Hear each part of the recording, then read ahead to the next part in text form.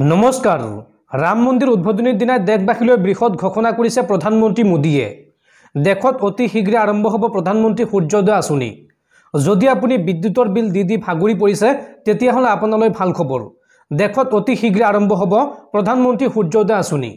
আৰু এই আঁচনিৰ অধীনত দেশৰ 1 কোটিৰো অধিক লোকৰ ঘৰৰ ওপৰত সংস্থাপন কৰা হ'ব সোলাৰ পেনেল। আৰু এই সোলাৰ পেনেলে আপোনাক বিদ্যুতৰ বিলৰ পৰা ৰেহাই দিব। এই সন্দৰ্ভত চাওঁ আহক সবিশেষ তথ্য। দেশৰ কোটি কোটি দৰিদ্ৰ লোকৰ বাবে ভাল খবৰ।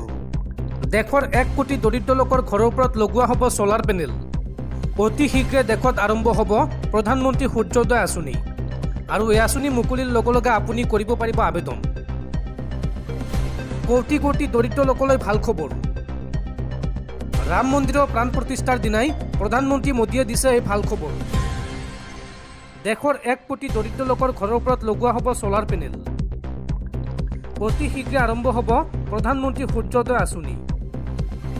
এই আঁচনিৰ দ্বাৰা দৰিদ্ৰ লোকৰ ঘৰত সংস্থাপন কৰা হ'ব সোলাৰ পেনেল।